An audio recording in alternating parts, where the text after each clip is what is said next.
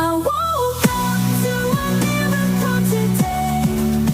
Triggers fade as I find my way.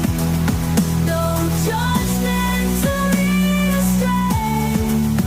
In this peaceful state I'll stay. Welcome back to A Course in Miracles in Practice, brought to you by the World Harmony Project. We are starting our exploration today, and we're looking at Lesson 341. And, right out of the gate, the title gives us one of those classic course reversals. It does. It says, I can attack but my own sinlessness, and it is only that which keeps me safe. I mean, it just sounds completely backward, doesn't it? Oh, completely. We are so conditioned to think of attack as something external. A physical action, a harsh word, some kind of threat coming at us from out there. Exactly. Our entire ego-based operating system is built on that one premise. Danger is outside, so defense has to be outside too. Right. So we spend our lives building these walls and arguments and identities. Yeah. All designed to fend off what we think is out there. But this lesson, and really the whole framework of the course, it asks us to just flip that script entirely. It suggests that when the mind decides to attack, the direction is always, always inward. The real target, the only thing that's actually vulnerable, is our own awareness of our innocence. And that's really the mission of this exploration today, isn't it? To look at how radical that reversal is. Mm-hmm. Because if the only thing we can successfully attack is our own sinlessness, then every single grievance, every judgment, every time we feel we have to defend ourselves, it's actually a self-inflicted wound. And, understanding that mechanism is what prepares the mind to finally accept what the Course calls miracles, which is true safety. Okay, so before we dive in any deeper, just a quick moment for housekeeping. If you want to share your own insights on this lesson, or maybe ask a question for a future exploration, you can always email us. The address is ACIM@theworldharmonyproject.org. And you can find clips and other conversations on TikTok and on YouTube. Our handle is @theworldharmonyproject. We really do love reading your comments, on Spotify and Apple Podcasts, so please let us know what stands out for you with these lessons. It's great to hear. Okay, so let's settle in and just let's listen to Lesson 341. It's really beautiful. Lesson 341, I can attack but my own sinlessness, and it is only that which keeps me safe. Father, your Son is holy. I am he on whom you smile in love and tenderness so dear and deep, and still the universe smiles back on you and shares your holiness. How pure, how safe, how holy then are we, abiding in your smile, with all your love bestowed upon us, living one with you, in brotherhood and fatherhood complete, in sinlessness so perfect that the Lord of sinlessness conceives us as his Son, a universe of thought completing him. Let us not then attack our sinlessness, for it contains the word of God to us, and in its kind reflection we are saved. Wow. That opening line really is the perfect interruption, like we were saying. I can attack but my own sinlessness. It is. We're so used to constantly scanning the world for threats that we often just skim right over the premise this whole idea rests on. That attack, just like any idea, starts with a choice, a decision in the mind. It's an internal action first, which then creates what we see as an outward effect. The person who annoyed me, or the event that frustrated me, that's not the real target. It's just the screen. It's the screen we project an internal decision about ourselves onto. If I feel like the world is attacking me, it's because I first chose, internally, to attack my own sense of safety, my own sinlessness. If you trace that feeling of anger or being attacked all the way back to its source, the Course says you'll always find the same thing. A person has decided on some level that being separate, guilty, and deserving of punishment is real. And if you believe that foundation of guilt is real for you, then you have to see it reflected everywhere else. You have no choice. The technical reason for this in the Course's framework is that core principle. Idea never leaves its source. It is probably the single most important principle to really get if you want to move past a surface level understanding. Right. Everything we perceive out there is just an echo or a projection of the state of our own mind. The idea literally stays in the source, in the mind, even as it looks like it's happening somewhere else. So I'm thinking about a friend who was supposed to give me a book back, and they haven't. Okay. And my mind starts to build a case. you know? Yeah. They're so careless, they're inconsiderate, they don't respect my things, my time. Yeah. Maybe they even lost it. Right. And meanwhile, your friend, as a son of God, is completely unchanged in their sinlessness. My experience has completely changed. My whole internal reality has been rewritten. I've gone from being, a safe person in a neutral world to being someone who's been overlooked, disrespected, taken from. I've accepted the role of a victim. And that's the attack on sinlessness. By accepting that story, that grievance, you've just validated the idea that you're vulnerable, that your safety depends on external things, and therefore that you aren't whole to begin with. The moment I decide I've been overlooked, I am attacking the truth of my own worth, which is that I'm already complete and loved. Because if I really felt whole, a missing book wouldn't trigger a crisis about my value. It would just trigger a simple action, like, oh, I should text them about the book. End of story. But the ego needs the crisis. It thrives on it. That grievance has one purpose: to make guilt look real. The only way to attack someone else is to first believe that attack is possible in me. That's it. That belief is the attack on your sinlessness. It's the decision to forget that you're safe because you're pure. We weren't just fighting with our friend. No. We were destabilizing our own peace. And that brings us perfectly to that visual analogy the Course uses, which really clarifies this whole reversal. If the attack starts inside us, how does that internal guilt manage to color the entire world? So we're picturing someone. You're inside your house. You're looking out a window. You notice a dark shape, a shadow. So the person walks closer to the window to get a better look at the problem outside, and it's only when they get right up to the glass. What looked like an external problem that needed an external fix, like, waiting for the clouds to pass, was coming from the very lens you were looking through. The concern came from the interpretation, not from what was actually happening outside. And that is a perfect map for how the system of guilt and grievance works in our minds. This analogy is so important because it moves this from like a big philosophical concept into something simple, something we can actually observe.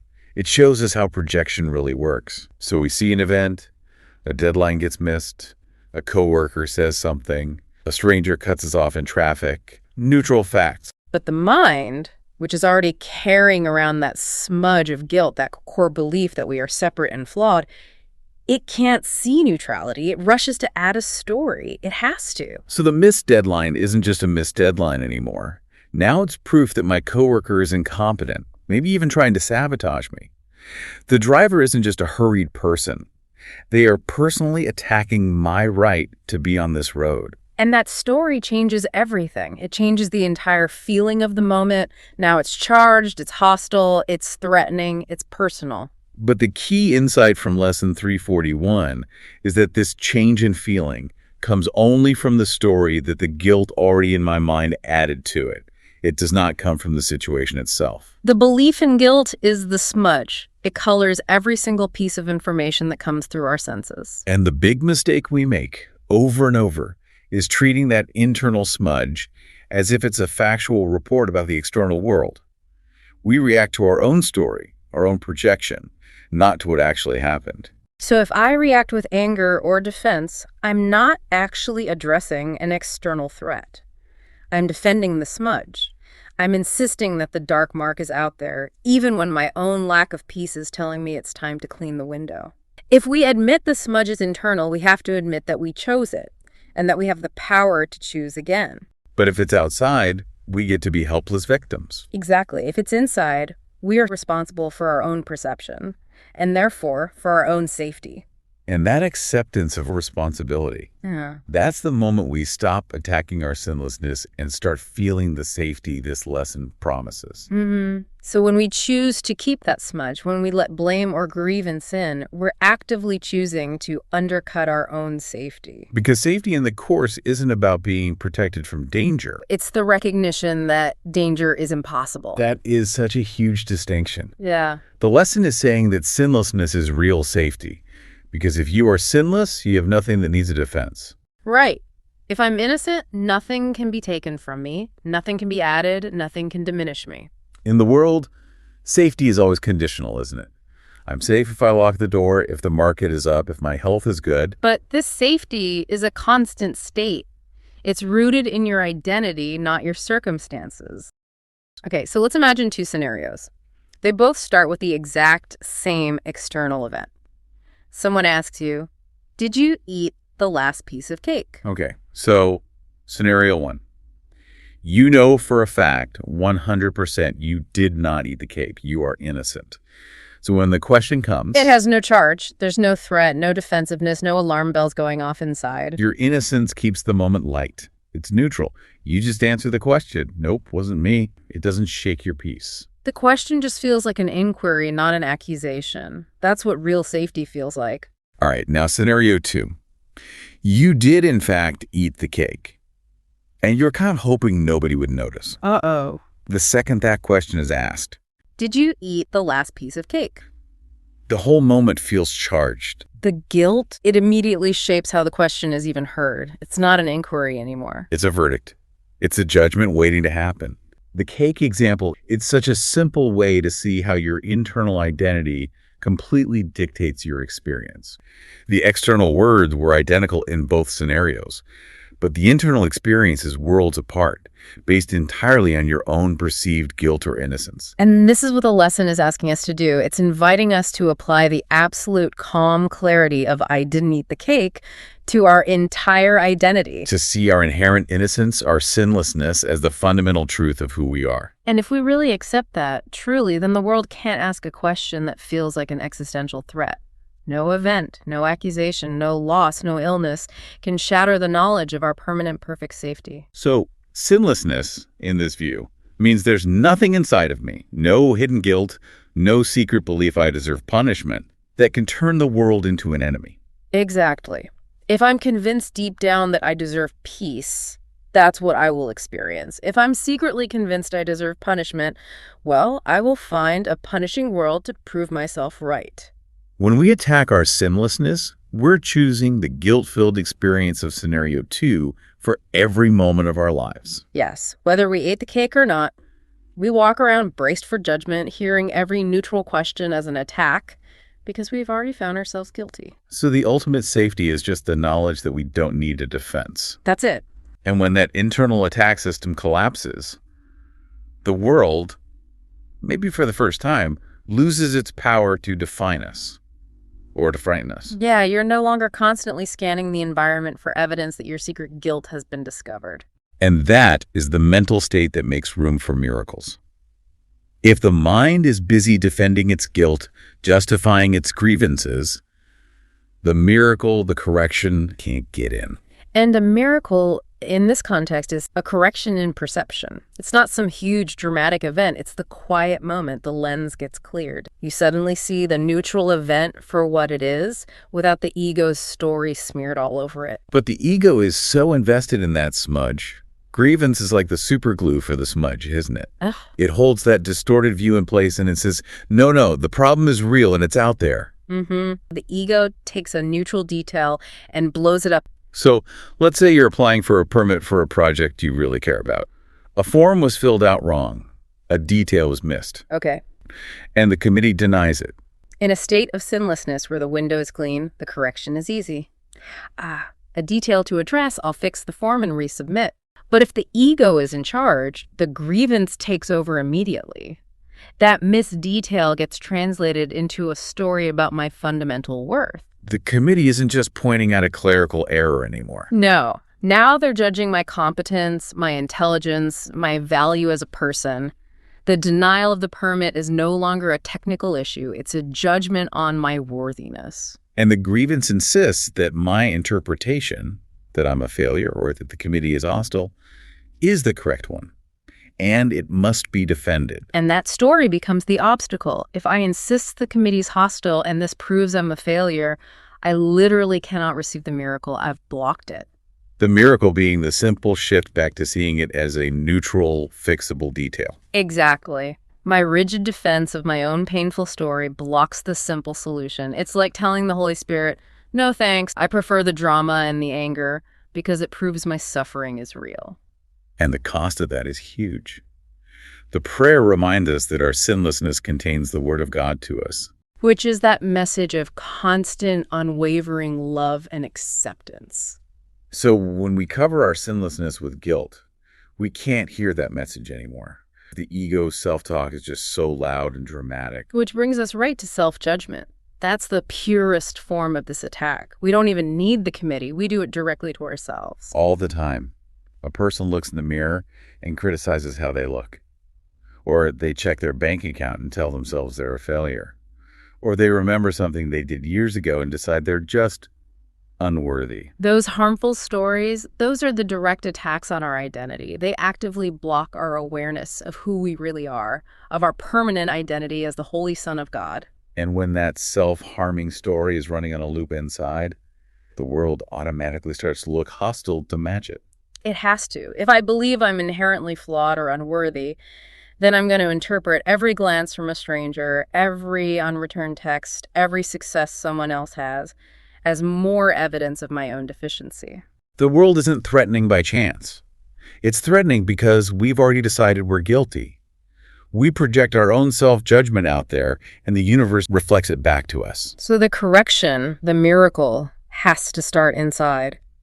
As you consciously choose to stop attacking your own innocence, as you choose instead to believe you are, as the prayer says, a universe of thought completing him. The need for an external enemy vanishes. That phrase is breathtaking. A universe of thought completing him. Let's just sit with that for a second. It means our very existence is essential, perfect, inseparable. Yeah. The thought of us completes the divine. So to attack our own sinlessness is to declare that essential perfection to be flawed, which is literally impossible, yet we spend our whole lives trying to prove it's true. And when we finally release that attack, we allow that true, complete identity to radiate out. And that transformation, that shift from self-condemnation to self-recognition, that is the kind of safety the lesson is pointing to. It's a safety that can't be touched because it's based on truth, not on changing circumstances. So we spent our time today with this one really profound, paradoxical idea. That every attack we think we see is an attack we started on our own holiness. It begins and it ends with how we choose to see the moment. And we use those simple images to make it really visible. The window example showed us how that internal smudge of guilt shapes what we think is happening out there before anything has even really happened. And the cake example, it showed us how our own identity, our assumed innocence or assumed guilt, completely changes how we even hear a simple question. It confirms that perception starts and ends with the self. The lesson just keeps showing us again and again that when guilt is running in the background, we cannot experience ourselves as safe. It's impossible. Safety is a function of our awareness of our sinlessness. So when we remember the perfect innocence that prayer describes, that we are conceived as a universe of thought completing him, the whole situation just reads differently.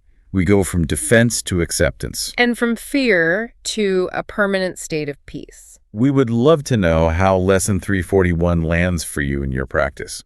You can always email us at acim@theworldharmonyproject.org. And you can also find us on TikTok and YouTube. Our handle is @TheWorldHarmonyProject. So to wrap up our exploration, here is an affirmation for you to carry with you to remind yourself of that permanent safety.